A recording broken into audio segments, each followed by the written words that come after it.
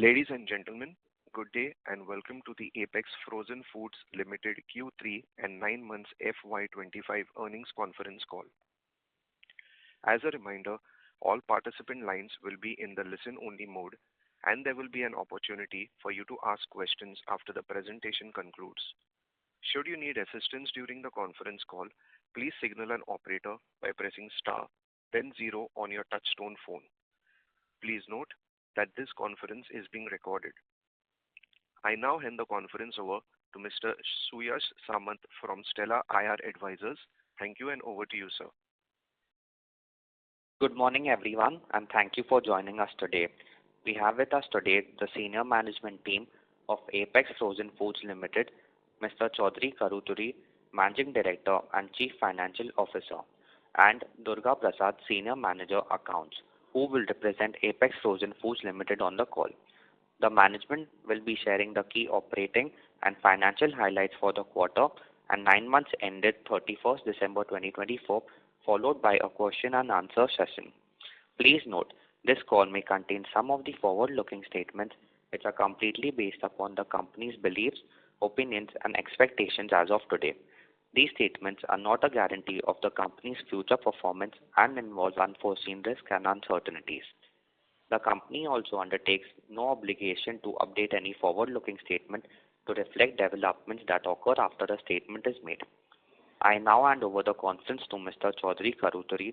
Thank you and over to you, sir. Thank you, Suyash.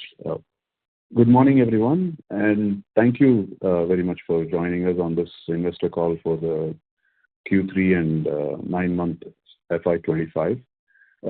We have uploaded the investor presentation on the website of the stock exchanges, and we do hope that you had a chance to go through it. At the outset, we are happy to share that the global shrimp prices have continued to increase, definitely backed by an improving demand.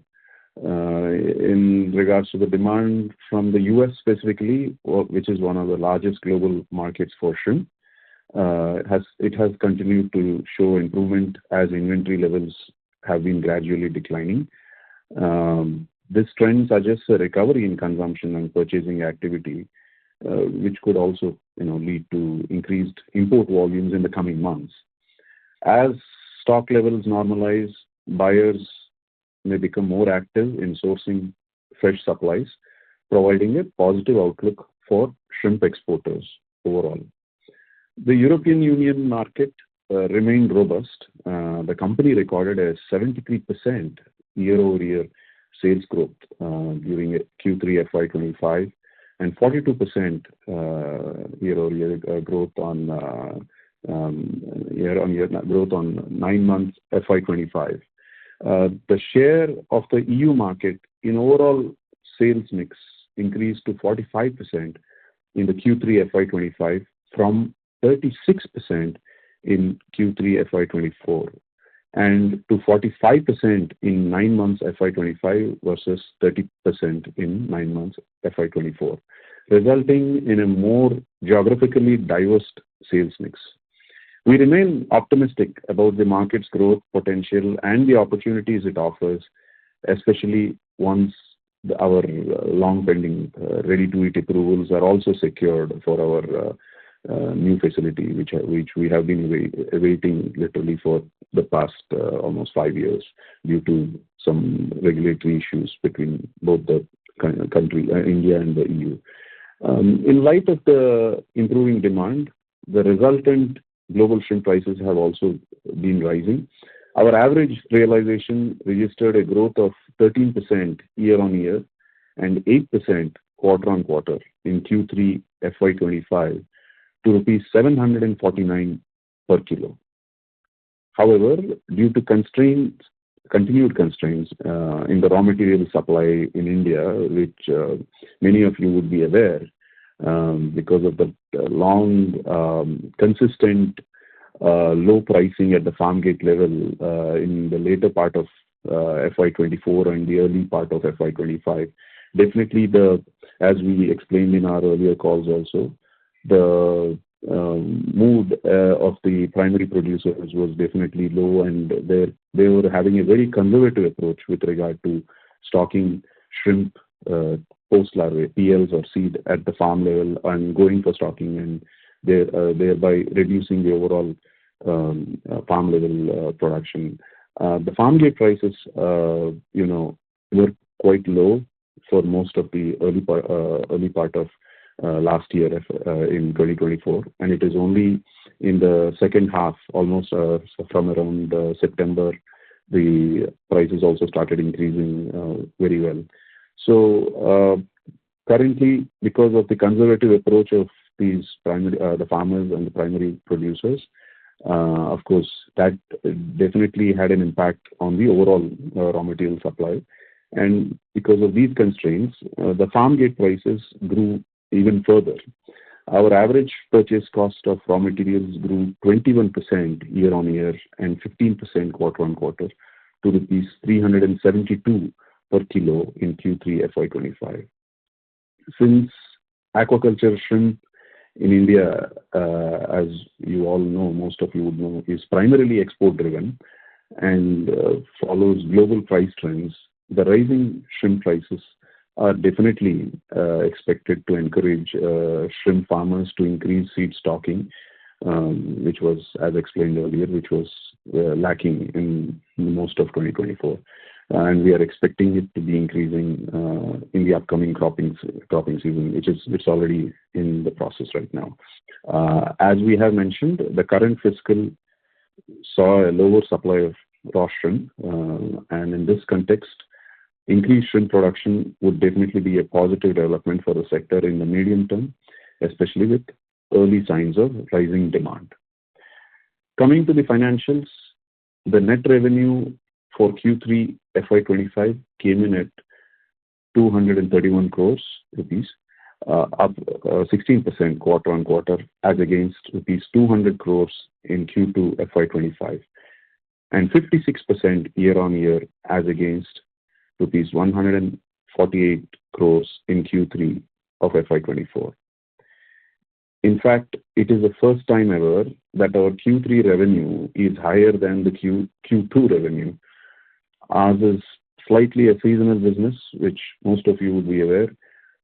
Typically, Q2 is the strongest of all the quarters in any fiscal year, mainly because of the robust supply, which is usually available during that period of every year because of the favorable conditions for the farmers to grow at that point of time. For 9 months FY25, the net revenue came in at rupees 616 crores, as against 643 crores in 9 months of FY24. While global sea transportation issues are easing, with freight costs gradually decreasing, the domestic raw material prices remain firm, thereby impacting the profitability in Q3 FY25. Our gross margins stood lower at 25% in Q3 FY25, mainly due to the higher raw material prices, which I have just explained. The gross margin in 9 months FY25 were at 28%. The shrimp volume sold by our company stood at 2,903 metric tons in Q3 FY25 and up by 37% year on year and 7% quarter on quarter, as against 2,117 metric tons in Q3 FY24 and 2,710 metric tons in Q2 of FY25.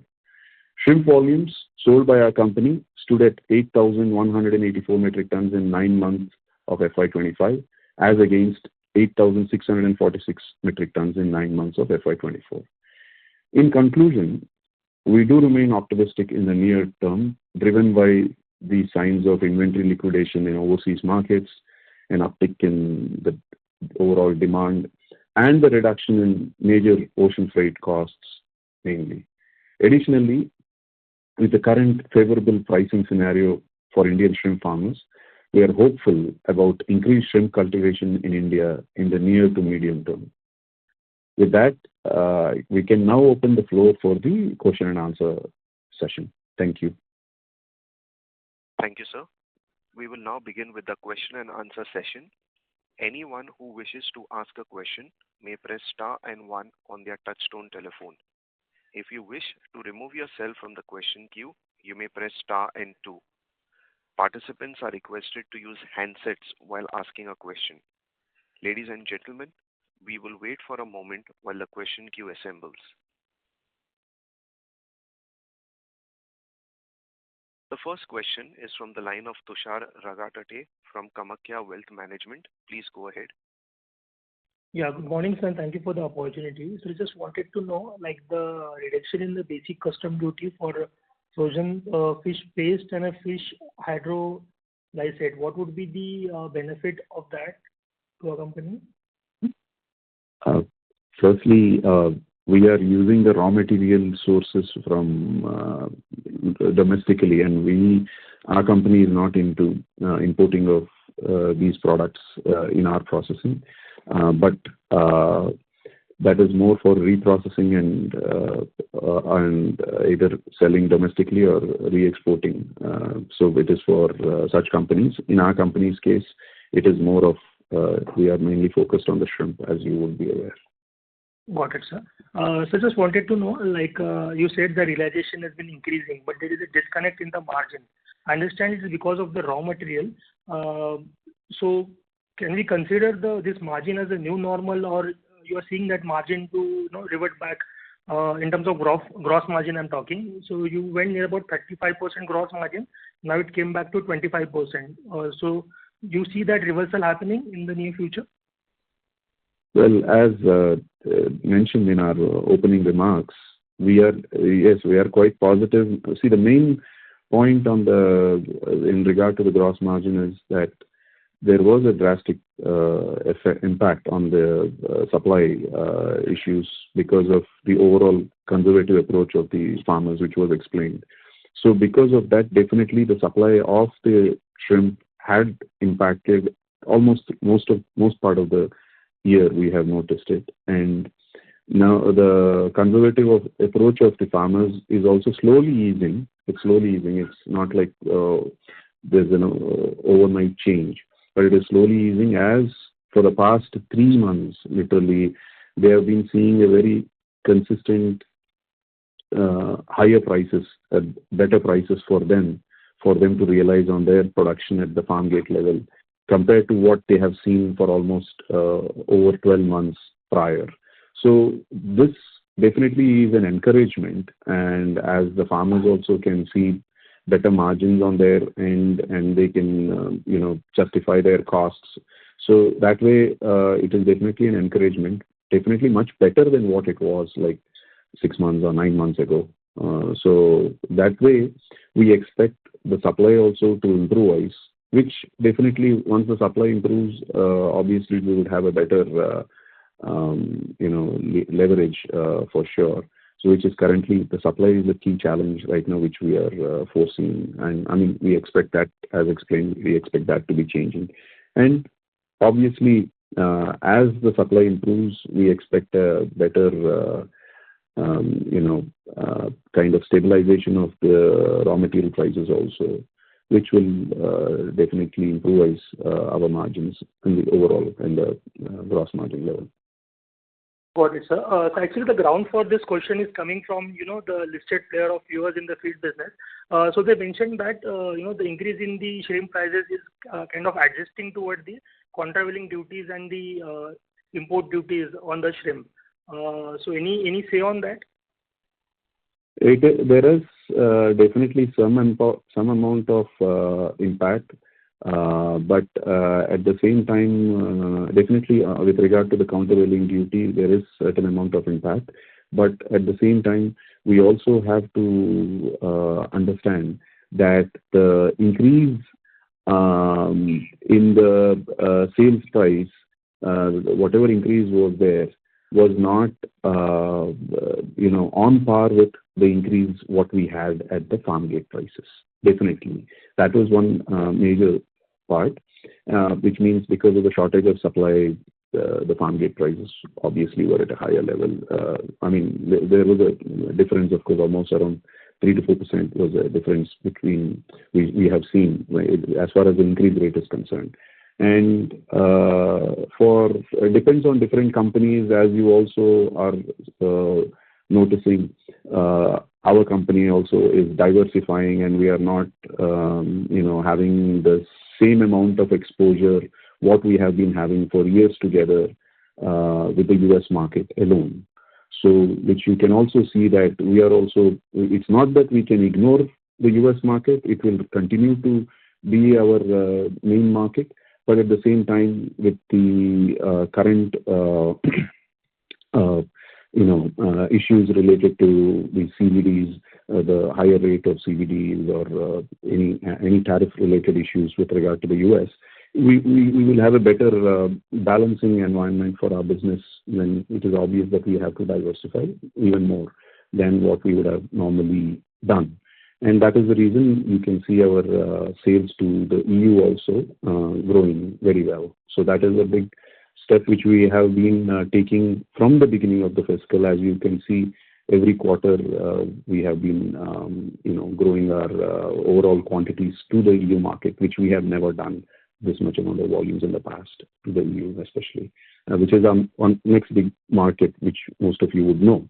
So yeah, that way, it depends each company how they work, but we are focused on diversification so that we don't really have the impact of CVD on a majority or most of our sales. That's how our company is trying to mitigate this issue. Got it. So that was helpful. I'll get back in the queue. Thank you. Okay, thank you. Thank you. The next question is from the line of Nitin Awasthi from InCred Research. Please go ahead. Hello, sir. First question from my side, just wanted to understand, like you said in your opening remarks, there is a lot of optimism when it comes to the farmer side of things. How are you seeing the hatchery demand, given that we have our own hatcheries? How are the conversations happening there? How is the pickup expected in that segment? Because that could indicate how the stocking happens. Definitely, very well asked, Mr. Nitin. On that point, we have seen an improvement in our hatchery operations, but we wouldn't really comment on the general environment, because at the same time, while we would specifically say about because of certain changes which we made within our operations, and also, as you know, we have a long built farmer network over the years. Most of the farmers who were quite conservative, got conservative in the past few months, are definitely increasing their inquiries on the requirement of post-larvae, on the shrimp seed, which they are actually increasing their inquiries. But at the same time, there are quite a number of hatcheries which are cancelling their appointments related to quarantine, which means they are cancelling the requirement of the broodstock, maybe depending on their business needs, because farmers are very conscious, the primary producers are very conscious on the quality of the seed, especially with the problems which they have been facing in the past years. They are very conscious, and they are taking a very careful and studied decision of from where to procure their seed. And in that regard, we have seen a growth, and currently we are actually increasing, also in the process of increasing our import of broodstock to produce more number of post-larvae or seed for the requirement of the farmers. That way, from our, to put it straight, our hatchery, definitely we are having a very good improvement in the inquiries with regard to the seed. So that, and for few other purposes, we have also been requesting and kind of insisting that all the produce from our hatchery seed, all in its entirety, should be coming back to us as a raw material, which was not, we were really not pursuing in that direction in the past. But now, because of some technical changes and which some of our customers need in regard to the European Union market about animal welfare and in that regard, so we definitely need, we would want to buy the entire product, raw material, which is produced out of the post-lave, produced out of, supplied by us.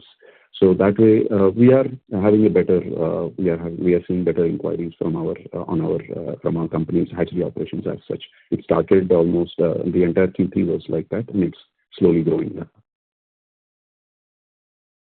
Understood, sir. Heartening to hear that you are heading in that direction to make it more traceable, and I think that's where the whole industry is also headed. So second question regarding the CVD part. Yes. I'll break the question down into three specific parts because it's a very broad discussion that happens. I just want three very, very specific parts. One, the first part, when is the revision due? Because what we happen to understand, it's an annual thing, but however, we cannot estimate when the revision is due. So that is the first part. The second part, we paid on certain assumptions till the final rates came out. So have we adjusted and paid the additional amount or no? Last question, the third part is what the current rate from, of course, from the quarter going forward will always be adjusted when I'm selling for the sales to US. Is that other understanding correct? Okay. The current rate is at 5.77%, firstly. Yes. It was 4.36%, which was preliminary. And the period for which we paid 4.36% was the first 4 months of the fiscal year, coincidentally, from April 1st to, from April 1st to July 31st. Yes. We paid the 4.36%. And then there was a hold from August 1st to almost December 17th. And from December 17th to December 26th, we paid for that 10 days, we paid 4.36%. But from December 27th onwards, we started paying 5.77%, which we will continue to pay till the early part of 2026. And to answer your first question, the review will be initiated towards the end of December 25. And that review, the decision of that review, which will likely be will conclude within 3 months from the initiation, which means roughly by around March, April, we'll have a clarity in 2026 of what the retrospective duty would be, which means for all this period, what we are paying at 5.36%, and that little part few months which we paid at 5.77%, which we are paying currently, and 4.36% which we paid for a brief period. It's all subject to review, and like you asked, once that review is concluded sometime around March, April 26, we expect at this time that it should be reducing with much, which was long the awaited justifications and the information to be submitted by the Government of India. Also, with regard to the justifications mainly about the two major programs, which we benefit from is the RODTAP and duty drawback.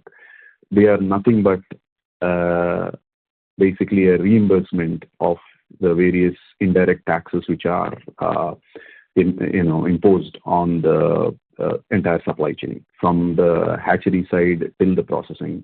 So that information is already being sought after by the Government of India, and they are also kind of compiling that. So as they provide this information, which will be very, very helpful, unfortunately that couldn't be done in the earlier investigation period. But once that is done, we definitely expect a reduction. And today, we wouldn't really want to comment on that, at what percentage it would reduce. But whatever reduced duty will be there at during the March, April 2026 when they announce it. That will be effective prospectively, as well as the refunds. I mean, as we expect a reduction, the refunds for all this period, whatever we have paid, that will also be affected at that point of time. So I guess that answers the dates as well as the process in most part. Just one clarification. So here I wanted to just clarify this so that there's no confusion. So the CVD is basically an annual calendar year process. Starts in January 1st, ends on 31st December. However, the hearings happen in mid of the year, hence the final decision comes in mid of the year, hence the adjustment which has to be made. Correct? But the most important point here is we are not going to make any adjustments. If you are asking me if we are going to make any adjustments in the financials, no. If that's what you are asking. So it is very clear. We paid for certain amount of shipments. We paid at 4.36% in the current fiscal. And the remaining shipments which are arriving, when I say we are paying duties, please understand the duties are upon arrival. So whatever shipments which got arrived from December 27th, we are paying 5.77%, which means most of the shipments which went in, part of them in October and all the shipments of November and all the shipments from December are affected by this order, right? So we have been paying on all that, and that is, there's no more adjustments. So whatever we paid, that is obviously it is got into the books, and we are not going to make any adjustments. If the U.S. Department of Commerce decides, when they decide in the future, supposedly in, as stated sometime in March, April 2026, based on their decision, at that time they may initiate a refund. So we would know at that point of time. And then whatever refund, if any refund happens at that time, we would be, basically taking it as an income because we get it at that. As you understand, there are no adjustments in any financial year as such with regard to these changes, because in our case, we do not consider this as a adjustable or kind of a changed duty or changed rate until that order is given. Whatever the effective date of the order will be taken for our books, that's all. You got it? So we don't make any adjustments if there is any change in the future, because the change of that will be applied from that date of arrivals, which means our shipments which are on the way will be to that effect. You got it? Yes, sir. Understood. Thank you, sir. Thank you. Thank you. The next question is from the line of Siddharth Srikumar from iThought. Please go ahead. Yeah, thanks for the opportunity. My first question is, what in this quarter, what would be the sales volume of ready to eat? The sales volume of ready to eat was in this quarter was only of 244 metric tons in this quarter. Of course, the overall sales in this Q3 was 8% only, to answer your question. So the RTE plant is now operating at 8% utilization. No, I do not take the sales number as the operational capacity, please. The sales is what goes as a shipment. There's always a gap between the sales and the shipment. The production and the sales. That is always there. So at this, for the quarter, whatever shipments have happened with regard to RTE, that is 8% of our total sales. What is 8% of total volumes? Sorry? 8% of total volumes. Yeah. Okay. So my next question is regarding the. Sorry to just clarify to you. If you ask, it was 11% of our production of Q3 FY25. Okay. RTE. Yeah. Okay. Okay. So the next question I have is regarding the production scenario in Ecuador. What is your comment about that? I don't really have much of information at this point about the production. I mean, the production is there. They are continuing to export, but their overall exports, we believe, are affected because of an energy crisis which they are facing, which we hear from the news as such, and they are having issues with regard to processing, also at the farm level, the feed plants. Overall, everything we understand it in general is affected, but we do not know how long those effects will be there and how long they will last.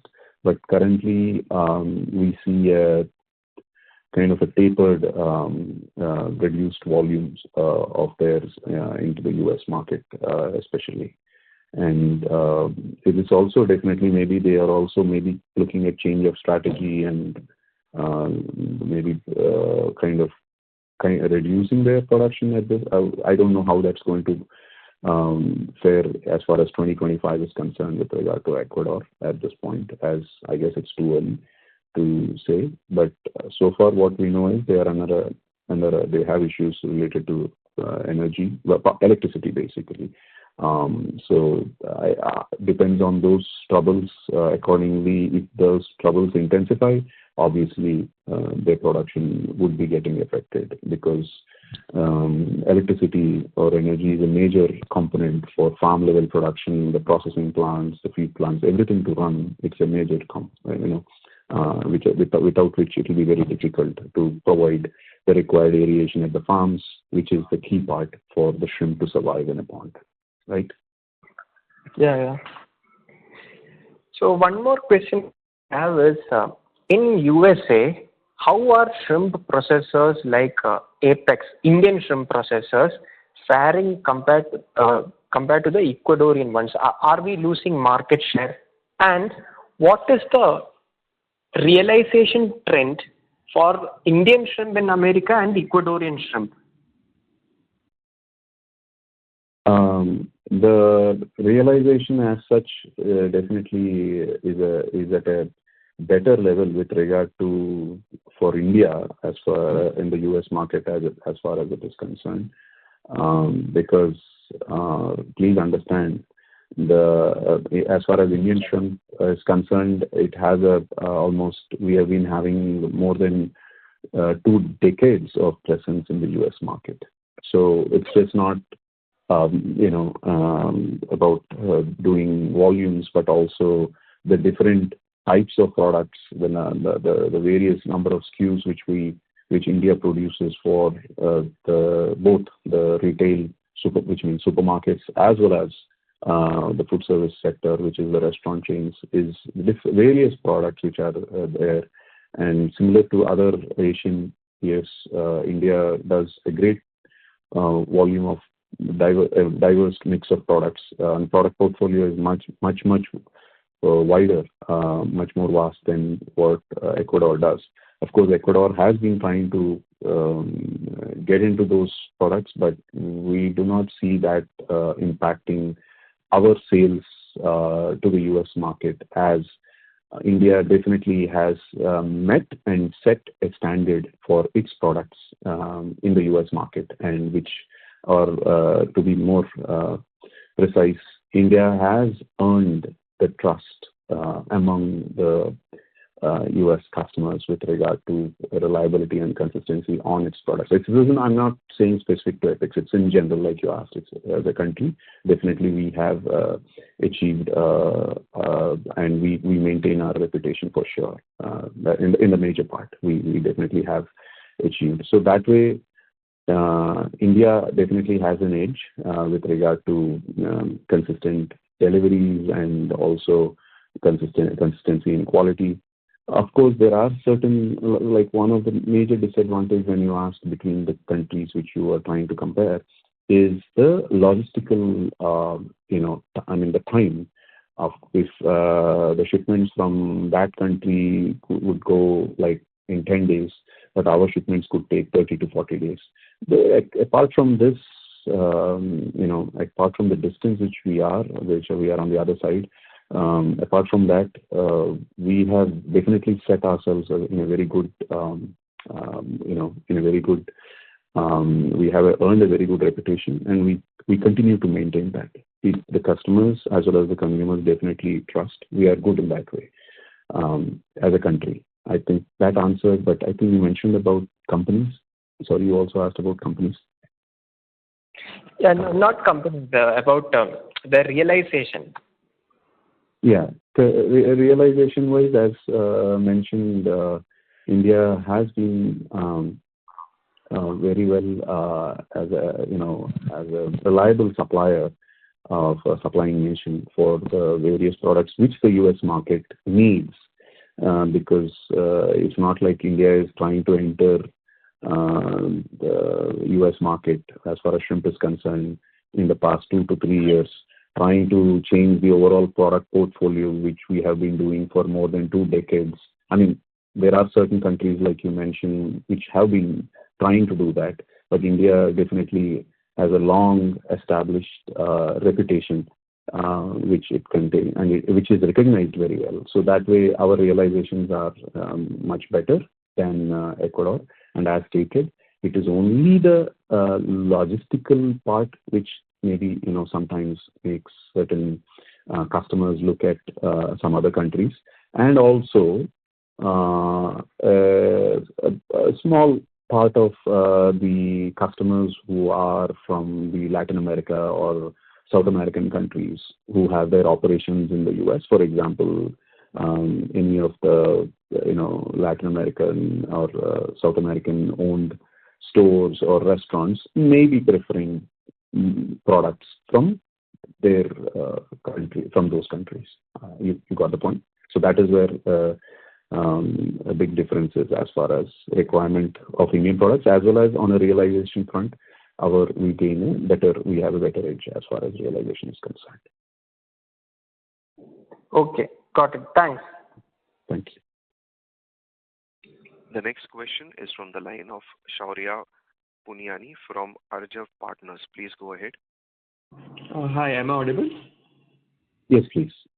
So just one small question. So as you're seeing the demand is recovering, so at what target we are expecting to close this year? Because on revenue front, we are more or less flat, 9-month revenue year on year.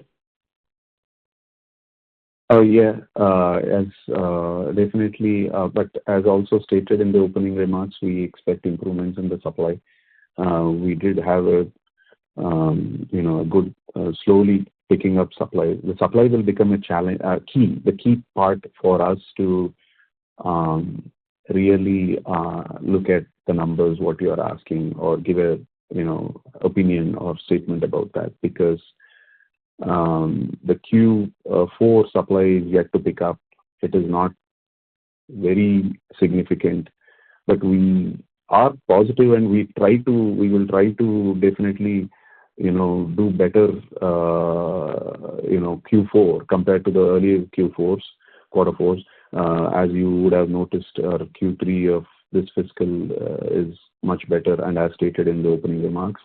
So we do expect that if subject to supply conditions, because as you also would have understood that the farmers are looking at stocking now or in the past 1 to 2 months. So we are expecting those harvests to be starting more towards end of this month and next month and onwards. It will continue to happen as they stock more. So as you know, most of the farmers harvest after almost around 80 to 90 days usually. They start around 60, 70 days, but most of the harvest happen after 80 to 90 days. So the stocking which started improvising from around November and December, mostly in January. Now is the time when they are picking up more. So based on the supply, we may be remaining more on a flattish basis, like you indicated, but we will, if the supply improves, because our order book is very intact and it's good, we're just waiting for the supply. And we do have, currently we are still running at around 35% capacity utilization currently, but we expect that to be improving based on the supply conditions. If the supply improves, definitely our Q4 should be better than the earlier Q4s. Please understand, as stated in the opening remarks, Q3 and Q4, or usually the second half of the year, is usually the lower performance period. This year it was different. Our first half was kind of lower, and because of mainly on the supply front as well as the demand front, whatever. So based on the supply, we expect things as the supply improves and as the harvest happens, mainly we are looking forward for that. definitely we expect it to be better. So overall, of course, it will remain flattish, mainly because the dominant period in our industry for us is the first half, which was, as you would have noticed, was kind of lower. So for our company, it would remain mostly flattish compared to last year. And as the supply improves, we are looking forward for better Q1 and thereafter because of the supply conditions improving. Sir. That helps. Thank you. Thank you. The next question is from the line of Siddharth Srikumar from iThought. Please go ahead.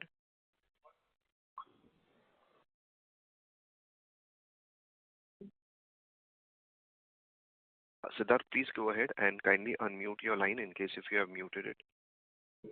Okay, thanks. So my question is, how are the shrimp feed prices? How have they behaved in this quarter? And because the reason why I'm asking this question is the farm gate shrimp prices higher because of higher shrimp feed price or higher demand? What is the reason? Obviously, first thing is we wouldn't be able to comment much on the feed. They have been stable, very stable, I guess, as far as the feed prices are concerned. And as you would know, we don't deal much into the feed. That question about its movements is to some other companies. But to get to your point about whether the prices have increased only because of their costs, no, it's more because of demand. The costs you should understand, the costs have been higher even in last year, even the later part of last year, and even early part of 2023, and also early part of 2024. One of the reasons why the farmers or the primary producers went conservative and where they were less interested in going for stocking or reducing their area was because their costs were higher, but their realization prices were lower. That is the whole reason why the overall approach or the mood of the farmers was very low for most on the half of, say, the second half of 23 and the first half of 24. So only around September onwards, August, September onwards, it started improving, mainly because of demand. So demand, one is demand overseas, which the reasons we have stated, and it's good, it's stable. The other part is the supply here also reducing. Both together added, there's also a natural demand because of overseas markets. And as stated in our opening remarks, the aquaculture activity is dependent on exports. It is the export markets which determine how the aquaculture industry runs. So obviously the growth so far in all these years has been because of the various demand from various countries. So definitely the farm gate prices increasing is only because of demand and less about their costs. Feed prices have been very stable. That is the only information we can convey from our side. Okay, thanks. Thank you. The next question is from the line of Tushar Ragatate from Kamakya Wealth Management. Please go ahead. Yeah, thank you for the follow-up, sir. Sir, I could see like in FY24, your utilization were 32%. Do you see that this year will be crossing that? Can you repeat your question? I'm sorry. So your capacity is 34,000 to 40 tons per annum. Your utilization was 32% on that in FY24. Do you see that in this FY you'll be crossing that utilization level? I think I kind of answered this question to the earlier participant where we really are betting high on the supply. So if the supply improves, obviously our capacity utilization is more determined by the supply and just not by order books, the number of orders in the order book. And as stated, we have a good order book. We have very well, sales done. I mean, we have commitments from the customers. We have enough of commitments which we have made and the customers have made to us. But it will be the supply which will determine the capacity utilization. The most of the reduction in the capacity utilization, what you see in this 9 months of this current fiscal. That reduction is mainly attributed to the lower supply, obviously, which we had access to. In the most of it, lesser supply in the first half of the fiscal year. So that definitely had impacted us. And if the Q4 supply improves, because then especially in the next coming 2 months, sorry, February and March, we should be reaching that nearer to that volumes what we did in the last year, to answer the question. So it's mainly dependent on the supply. So we are just currently betting on a better supply, and we are waiting for the results, because we know we have seen farmers who have already started stocking towards the end of November and December, and now they are actually getting ready to harvest. Some of them have started their harvests as we speak currently. Got it, sir. Sir, like your peer in the listed states, they also have a capacity of 29,000 tons per annum. So like in H1 FY24, your volumes were good, like 6,531, whereas there were 5,600. But now in H1 FY25, the volumes, they are doing good in terms of the volume. The volumes they kind of it's near to 6,200, whereas in your case it was 5,281, if I'm not mistaken. So why is that disconnect? Why is there, do you see that Q4 will be the good addition, to your utilization level, or the FY25 would be, in the more or less the same range, if not the growth, compared to FY24? Well, as stated earlier, the first half itself was lower.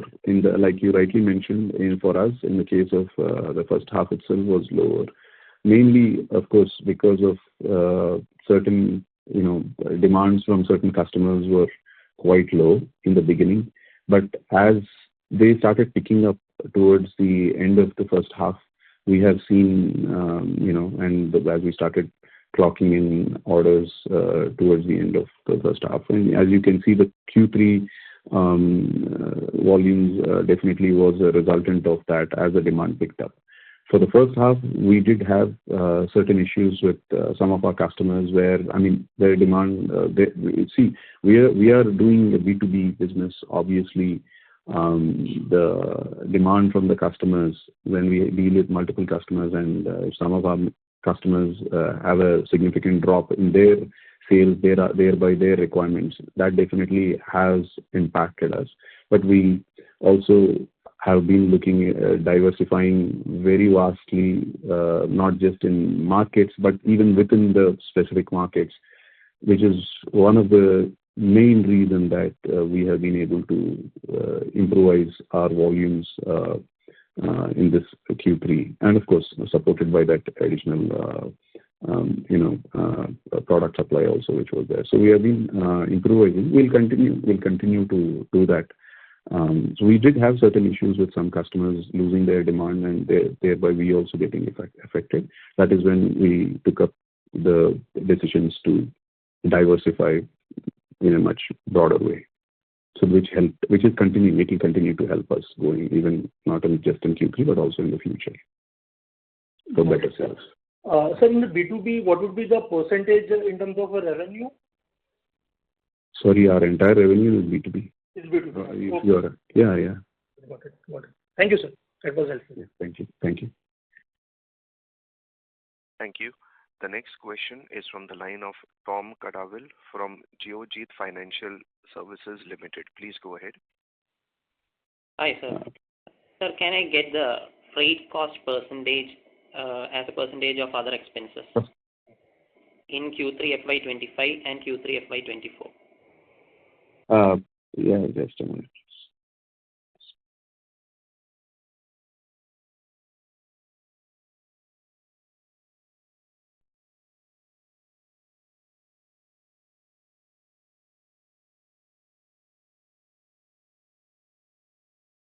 So can you tell the period? You said Q4, sorry, Q3?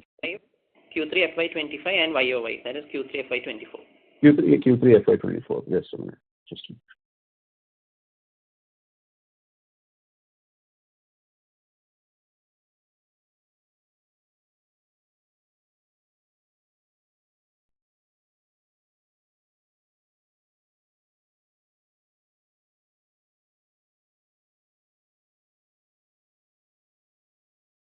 The freight component was for the Q3 FY24, Q3 FY23, it was 3.71 crores. 3.71. Sorry. Yes. 3.71 crores in Q3 FY24, and in Q3 FY25 it was 8.43 crores. 8.43 crores. 43. So in between in Q2 in Q3 FY24 it was 3.71. Q3 FY25 8.43. Okay. And Q2 FY25 it was 9.09 crores. 9.09 crores. Okay. Yes. And my another question is, I know the volume depends on the supply, but can I get a rough estimate of the volume guidance for FY25 and FY26? And the overall, of course, supply is detrimental, but as such, we do expect that we should be looking at FY25. Of course, we will be more flattish compared to, almost around same as last year, mostly. But we expect that, as I mentioned to the earlier participants also, it's mostly subject to supply because there were big challenges which were created from some of the farmers also, which were there in this year. But definitely, as these challenges are overcome and now the stable environment is there in the market, we should look at going back to our earlier volumes of that 10,000, 11,000 plus, moving forward as far as, so we should be looking at better volumes. So almost, it depends on supply, but this is, to be precise, it's more of a, maybe around 12,000. That's what we expect. That is for FY25. 26, sorry. We are in FY25. I told you we'll be mostly flattish around if we, similar to last year. Yeah. Okay. Thank you so much. Yeah. Thank you. The next question is from the line of Yogansh Jeswani from Mittal Analytics. Please go ahead. Thanks for the opportunity. Sir, we had been trying for getting approval from Europe, and a couple of previous calls you had shared that there was a pending, their review in terms of our facilities. So any further progress on that? No change as of now, and it is more between, not specific to our company. Any facilities since 2020 onwards for the past 5 years, almost no change has been there. No new facilities have been approved, and it's a point which is being taken up between the Government of India and the EU Council at Brussels. Got it. And sir, in past calls, you have also mentioned that we were trying to tap into other world markets as well, Russia, Japan kind of markets. So have we been able to break into any of those meaningfully? In South Korea, we are starting there. But meanwhile, in the current year, as you would have noticed, we have, in fact, started some good business, good business with some new customers, but also we grew additional business with other existing customers in the EU market. But outside the USA and EU, South Korea is something which we are starting as we speak currently. Got it. And sir, if we go by the numbers that you shared in terms of the freight cost, we see a lot of our margins are getting eaten up by the same. Any possibility of pushing this cost to the customer? Because now this freight issue has been consistent for a very long time. So is there a possibility that the customer is also okay to take back some pressure of the cost on themselves, or this is going to stay as it is?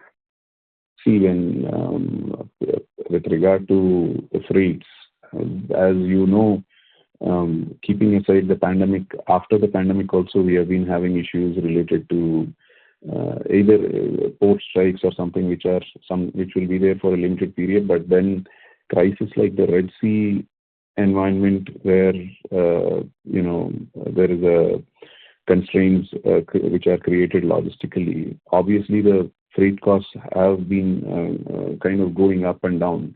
As the problems ease out, freight costs come down. But if there are certain unanticipated problems like this Red Sea crisis, obviously then the freight costs also increase. On the part of customer sharing, please understand the pricing as such improvement is when we say demand, there is a demand, then there is also a freight cost involved, additional freight cost involved. All these play a role in the pricing. So the customers also are providing certain extent of support for sure because of the increased freight costs.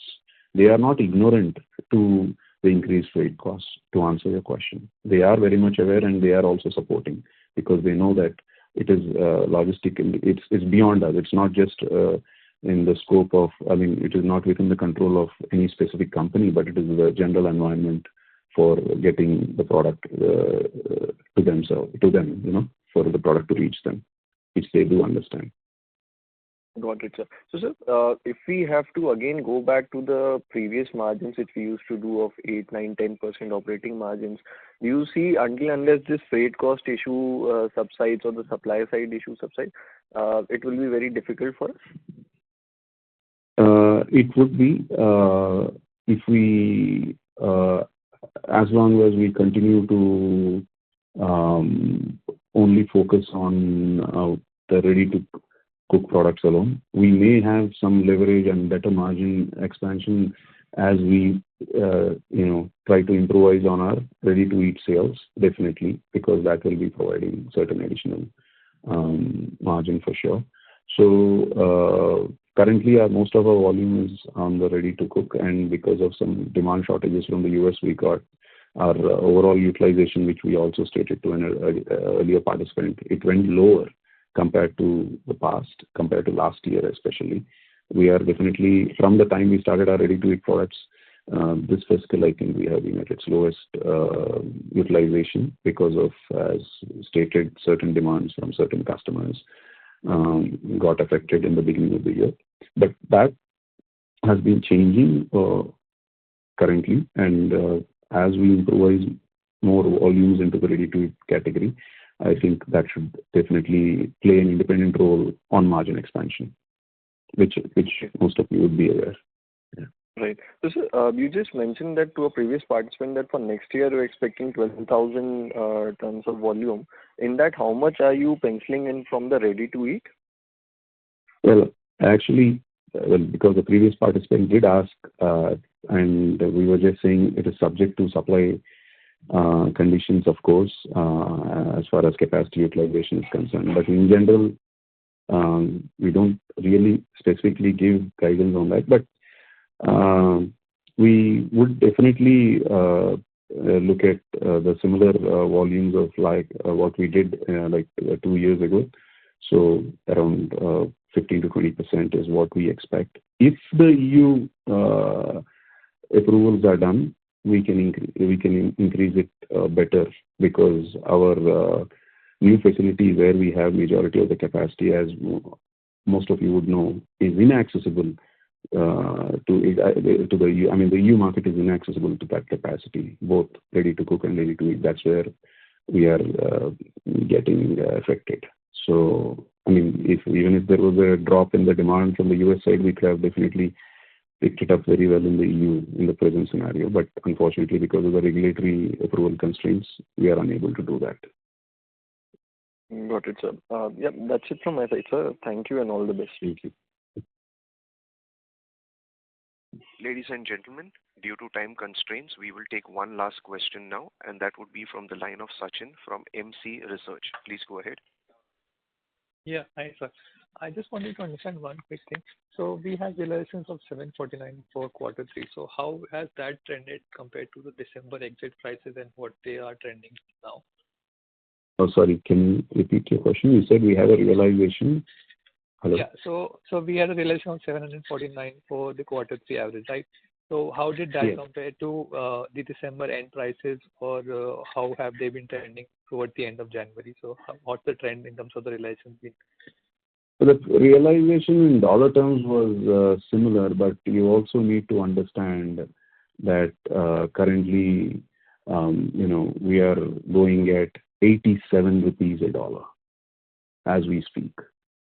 There was that definitely makes a big impact for a Q3 part. In rupee terms, it will make an impact for sure, because in the Q3, if the average was around between 84.5, 85. Now, as you can see, there's a quantum jump from there to right now, as we speak, it is 87 rupees plus. So that definitely will be helpful in having a better realization in INR terms. So with a stable dollar realization and improvements in the improvements in the realization in INR, definitely it should be in a much better level. So I wouldn't exactly peg it at a particular number, but definitely, as you can see, this is it will be of great support when the dollar has the rupee has dollar rupee conversion is now moved up to almost 2 rupees more than 2 rupees between last quarter and now. So this will definitely, in this 2 months, this is definitely a better, it is to the advantage of the company, to answer your question on that.